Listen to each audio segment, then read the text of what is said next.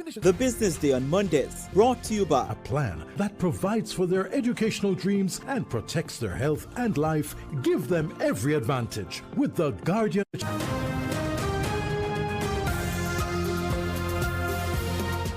Good evening and welcome to the Business Day. I'm Anthony Lug.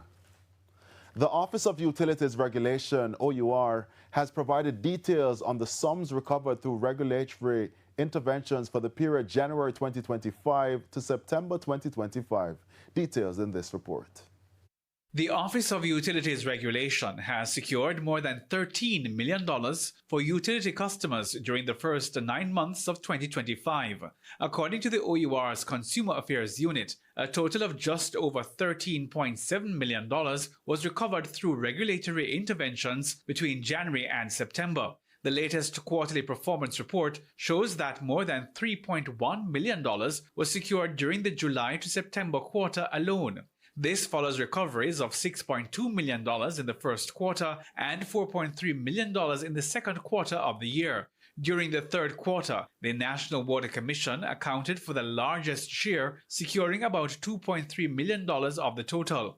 The Jamaica Public Service Company followed with approximately $431,000, while Digicel accounted for the remainder.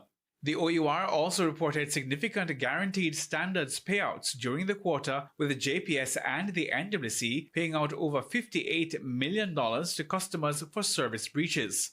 JPS recorded nearly 23,000 breaches, resulting in compensation of about $50.5 million, which was automatically credited to customer accounts. Meanwhile, the NWC recorded just over 3,100 breaches, while potential payouts amounted to about $15.6 million. Actual payments totaled $8.2 million, as some customers did not submit the required claim forms. The report also noted a 22% decline in customer complaints to the OUR during the quarter, with billing issues remaining the main concern raised by utility consumers. Hal Shane Burke, TVJ News. Radio Jamaica, the parent company of the RJR Gleaner Communications Group, has confirmed a series of board and board committee changes effective January 12, 2026. This comes following a strategic review of board composition, governance structures, and oversight priorities across the group. As part of the process, Ms. Lisa Gay Johnston, Dr. David McBean, Ms. Elizabeth Ann Jones, and Ms. Mina Israel have stepped down from the board. The board thanks them for their service, for their years of service, sound judgment, and meaningful contributions to the group's governance and development.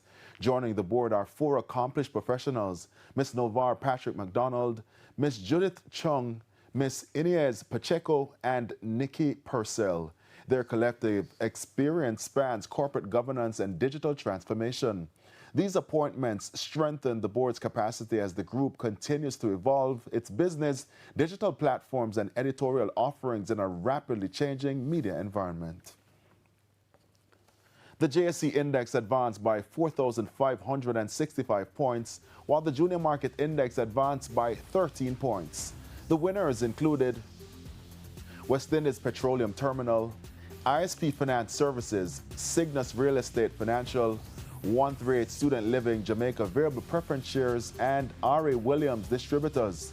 The losers include VM Investments, Berger Pinch Jamaica, Pan Jamaica Group, Indies Pharma Jamaica, and Tropical Battery Company. 24 stocks traded firm.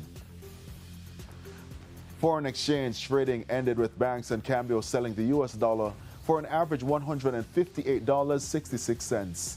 The Canadian dollar is being sold for $120.07.